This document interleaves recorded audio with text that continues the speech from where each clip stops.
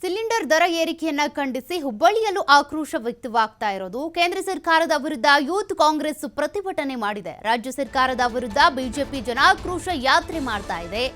ಆದರೆ ಕೇಂದ್ರ ಸರ್ಕಾರವು ಎಲ್ಲಾ ರೀತಿಯ ಬೆಲೆ ಏರಿಕೆ ಮಾಡ್ತಾ ಇದೆ ಅಂತ ಹುಬ್ಬಳ್ಳಿಯಲ್ಲೂ ಆಕ್ರೋಶ ವ್ಯಕ್ತವಾಗ್ತಾ ಇದೆ. ಕೇಂದ್ರ ಸರ್ಕಾರದ ವಿರುದ್ಧ ಯೂತ್ ಕಾಂಗ್ರೆಸ್ ಪ್ರತಿಭಟನೆ ನಡೆಸಿರೋದು.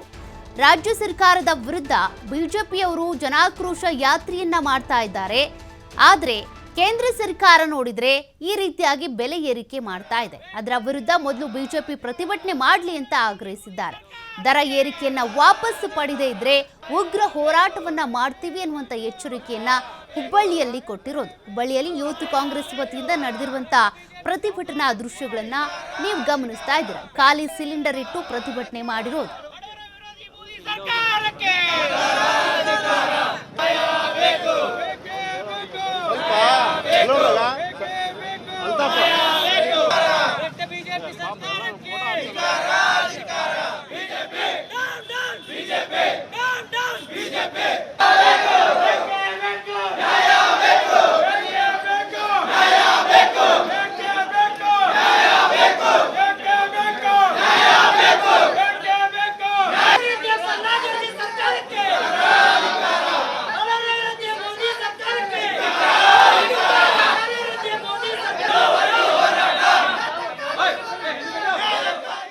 ಗೊತ್ತಾ ನೋಡಿರ್ಬೋದು, ಬಿಜೆಪಿ ಅವರು ಈ ರಾಜ್ಯ ಸರ್ಕಾರ ಮೊನ್ನೆ ಬಜೆಟ್ನಲ್ಲಿ ಒಂದು ಟ್ಯಾಕ್ಸ್ ಇರಿಸಿದ್ದಕ್ಕೆ ಜನ ಆಕ್ರೋಶ ಯಾತ್ರೆ ಅಂತ ಪ್ರಾರಂಭ ಮಾಡಿದ್ದಾರೆ.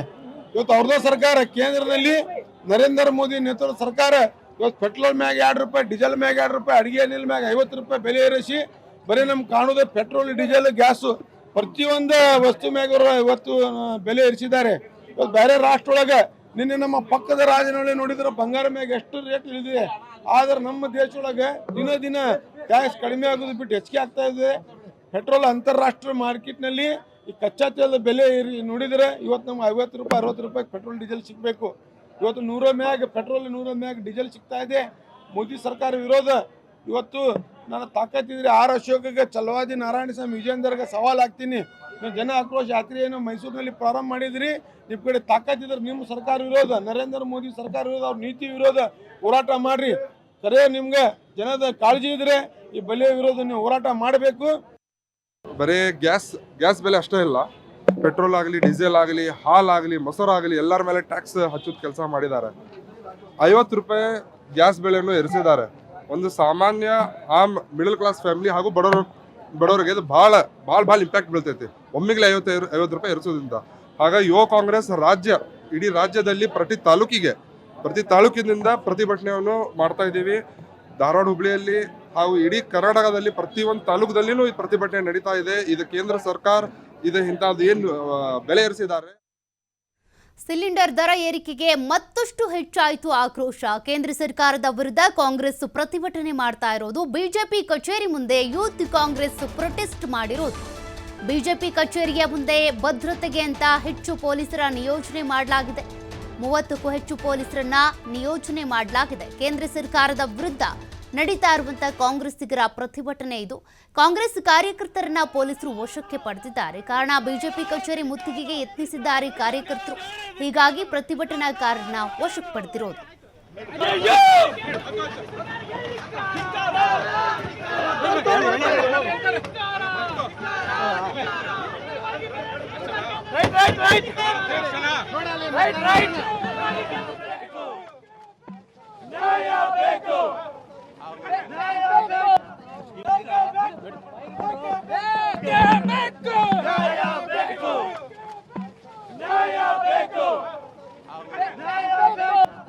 ಅನ್ಯಾಯ ಆಗ್ತಿದೆ. ಏನಿಂದು ಬಿಜೆಪಿ ಸರ್ಕಾರ ಗ್ಯಾಸ್ ಬೆಲೆ 50 ರೂಪಾಯಿ ಎಕ್ಸ್ಟ್ರಾವನ್ನು ಮಾಡಿದೆ. ಪೆಟ್ರೋಲ್ ಬೆಲೆ, ಡೀಸೆಲ್ ಬೆಲೆ, ಹಾಲು ದರ ಮತ್ತು ಮೊಸರು ಎಲ್ಲದರ ಮೇಲೂ GST ಇಂದ ಹಿಡಿದು ದರ ಏರಿಸ್ತಾನೆ ಇದ್ದಾರೆ. ರಾಜ್ಯದಲ್ಲಿ ಜನ ಬದುಕಬೇಕು ಅಂತಂದರೆ ಬೆಲೆ ಏರಿಕೆ ಕಡಿಮೆ ಆಗಬೇಕು. ಇವರು ಏಕಾಏಕಿ ಎಲ್ಲ ಸಂದರ್ಭದಲ್ಲೂ ಬೆಲೆ ಏರಿಕೆ ಜಾಸ್ತಿ ಮಾಡ್ತಾನೆ ಇದ್ದಾರೆ. ಜನರ ಒಟ್ಟ ಮೇಲೆ ರಾಜ್ಯದಲ್ಲಿರೋ ಜನತೆಗೆಲ್ಲ ಅನ್ಯಾಯ ಆಗ್ತಿದೆ. ಏನಿಂದು ಬಿಜೆಪಿ ಸರ್ಕಾರ